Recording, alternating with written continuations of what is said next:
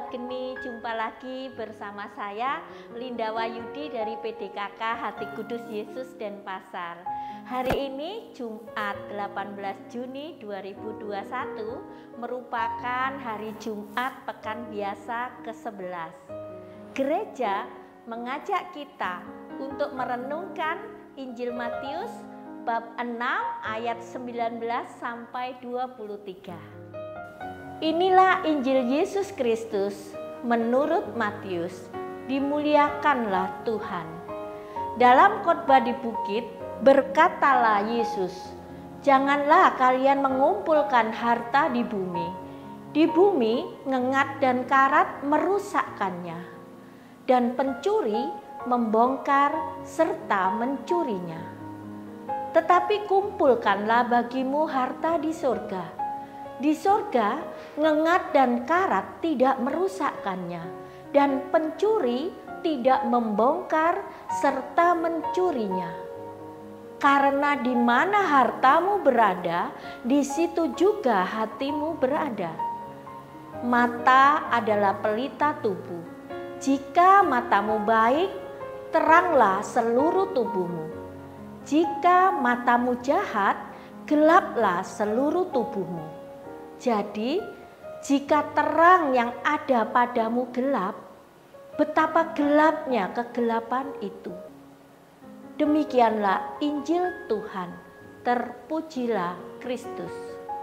Sahabat-sahabat yang terkasih, merenungkan Injil hari ini, saya jadi ingat tentang apa yang dituliskan oleh Stephen Covey pada bukunya yang sangat terkenal, Seven Habits. Ia mengatakan, dalam kehidupan manusia di dunia ini, masing-masing mempunyai titik pusat di mana ia meletakkan kebahagiaannya di sana. Ada sebagian orang yang meletakkan kebahagiaannya pada pasangan. Kalau pasangannya oke, dia happy banget. Kalau pasangannya mulai agak-agak tidak oke, rasanya dunia itu gelap gulita bagi dia. Ada sebagian orang yang meletakkan kebahagiaannya pada anak. Nah, kalau anaknya beres-beres saja, mulus-mulus saja, anak-anaknya baik semuanya, maka rasanya itu surga sudah. Begitu ada sedikit aja masalah dengan anaknya, maka gelap gulitalah dunianya. Ada sebagian orang yang meletakkan kebahagiaannya pada pekerjaan. Jika pekerjaannya oke, lancar, tokonya rame, pelanggannya banyak, dia sangat-sangat bahagia. Dan ketika tokonya mungkin sepi, omsetnya kurang, dia merasa sangat terpuruk.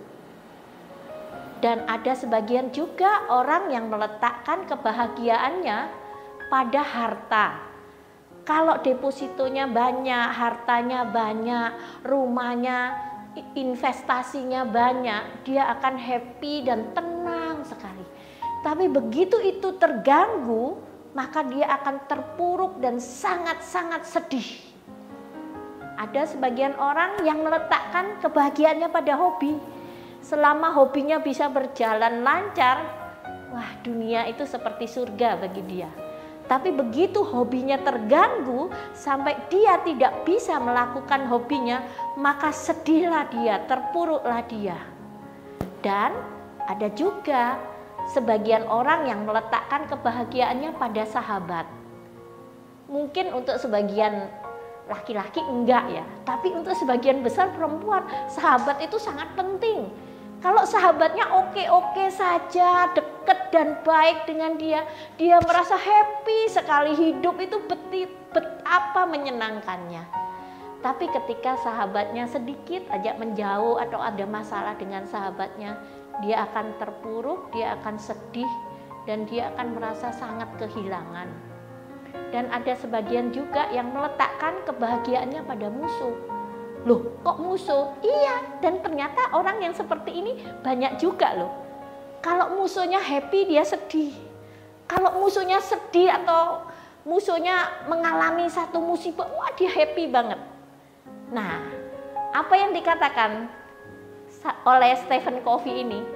Mereka-mereka yang meletakkan kebahagiaannya pada 7 hal tersebut, hidupnya akan up and down. Sebentar happy, sebentar terpuruk. Bukan karena ketujuh hal tersebut tidak baik, bukan. Melainkan karena ketujuh hal tersebut bersifat labil, goyah, dan bisa berubah sewaktu-waktu. Pasangan bisa berubah, anak bisa berubah, harta bisa berubah, pekerjaan bisa berubah, sahabat bisa berubah, hobi bisa berubah, dan musuh juga bisa berubah. Dan dia mengatakan untuk supaya kita bisa stabil, tenang dan damai menghadapi apapun di dalam kehidupan ini, maka letakkanlah kebahagiaanmu pada sesuatu yang bersifat kekal dan tidak bisa berubah. Apakah itu? Ya benar, itu adalah Allah sendiri. Letakkanlah pusat hidupmu, pusat kebahagiaanmu pada Allah yang bersifat kekal dan tidak berubah, seperti yang dikatakan oleh Bunda Maria. Hatiku bersukacita karena Allah penyelamatku. Jadi sukacita kita karena Allah, bukan karena yang lain. Sahabat-sahabat yang terkasih, Injil hari ini dalam khotbah di bukit, Yesus menegaskan kepada kita dengan sangat jelas, sangat gamblang. Janganlah kalian mengumpulkan harta di bumi. Di bumi ngengat dan karat merusakkannya, dan pencuri membongkar serta mencurinya. Semua yang bersifat duniawi itu sifatnya tidak kekal. Bisa berubah, bisa hilang, bisa berpaling. Dalam sekejap uang dan harta yang kita kumpulkan bertahun-tahun hilang lenyap tanpa bekas. Anak, pasangan, sahabat yang mengasihi kita pun bisa meninggalkan kita.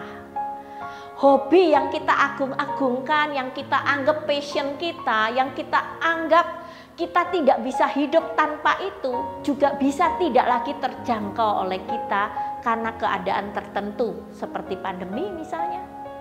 Maka janganlah kita meletakkan hati kita, jiwa kita, kebahagiaan kita, dan kehidupan kita pada hal-hal yang bersifat duniawi, yang kelak kita akan tinggalkan semuanya ketika kita mati.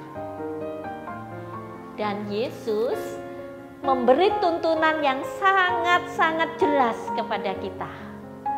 Tetapi kumpulkanlah bagimu harta di surga. Di surga ngengat dan karat tidak merusakkannya, dan pencuri tidak membongkar serta mencurinya. Karena di mana hartamu berada, di situ juga hatimu berada. Letakkanlah pusat hidupmu, pusat kebahagiaanmu, segala daya upaya dan usahamu pada surga, pada Allah. Karena itu semua kekal dan tidak ada seorang pun yang bisa mengambil dan mencurinya. Harta kekayaan yang berharga itu, yaitu Allah sendiri dari hati kita. Nggak ada orang yang bisa ngambil, nggak ada orang yang bisa mencurinya. Jika kebahagiaan yang Allah sudah berikan kepada kita dengan memberikan hidupnya kepada kita, bisa kita tukar dalam tanda petik ya, dengan harta-harta dunia yang bersifat sementara dan bisa berubah. Alangkah gobloknya kita, alangkah bodohnya kita, alangkah gelapnya kehidupan kita di tengah hutan belantara kehidupan yang penuh kerakusan dan ketidakamanan. Amin. Jadi, jika terang yang ada padamu gelap, betapa gelapnya kegelapan itu. Matius 6 ayat 23b. Shalom.